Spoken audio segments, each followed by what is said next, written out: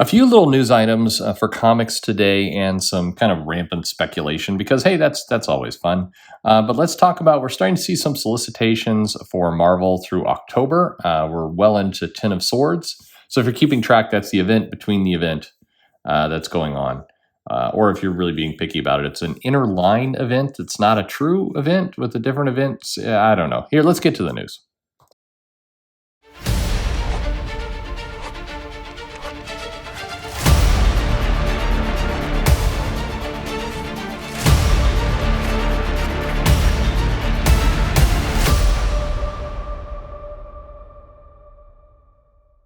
Hey everybody, this is Perch. A small little handful of news items to kind of go over. The first of which is kind of this will be some news and then some a bit of speculation. But basically, we have Ten of Swords, which is coming out here relative like right at the end of September. I think this thing will get going, and then it'll be full in swing in October with a number of the Marvel, the X-Men line crossing over with it. So the solicitations don't tell us much.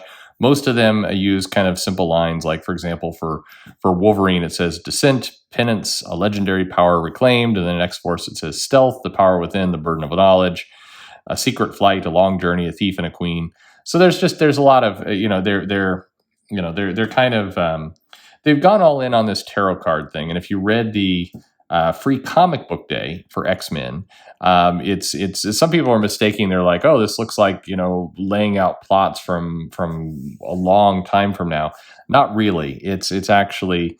I think it's almost all centered on Ten of Swords. Actually, is what's going on there. And if you think about the timing, they want to kind of set up Ten of Swords with the free comic book day back in May. So it's like our timing's all just kind of off because of COVID. But they're really into tarot cards and kind of this element of things. The two big creators that seem to be kind of leading the charge in this is Hickman and Teenie Howard, because the title that seems like it's going to be probably the most critical, or the one that is the one to really pay attention to, is Excalibur.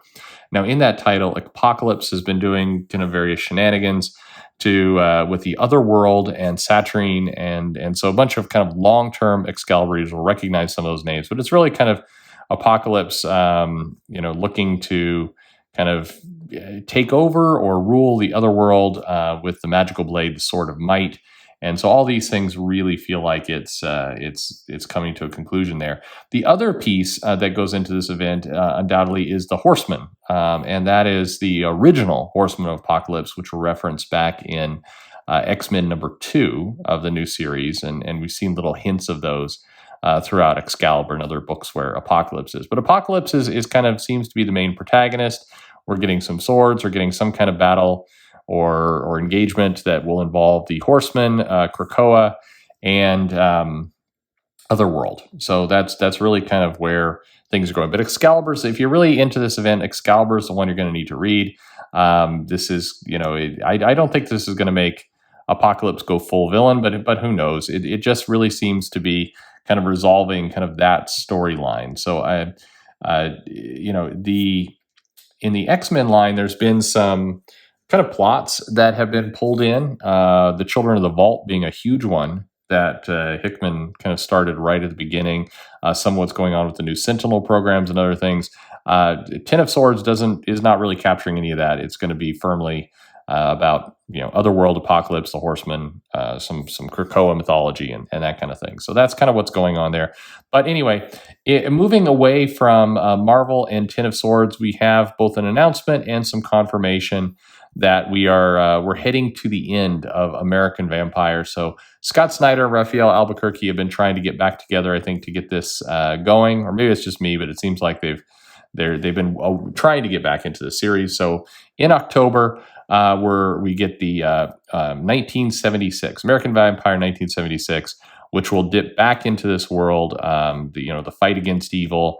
The 70s, Scott Snyder says the 70s mirror our current culture in many ways: anxiety, fear, re-examination of what American identity is. Skinner Sweet, one of the main characters from American Vampire, will be back on the scene working outside of Vegas. The art is very reminiscent of Once Upon a Time in Hollywood and kind of that style, that vibe. And the 70s are popular right now in pop culture. So I expect to see more things like this. But this is kind of going to kind of get back into the franchise. And DC's. So here's where some back and forth is going on. DC is saying this is the final chapter, but then they're also saying that it's not the end.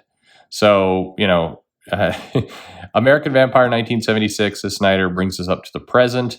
And after this, we'll jump to the present day. This comes in conflict again to DC saying this is the final chapter in American Vampire. So who knows what's going on? It is a Black Label book. I think we could trust the writer in theory that there will be more here. So who knows? Anyway, it's one of those titles that hopped from Vertigo to Black Label, and I'm sure it will do and perform quite well there.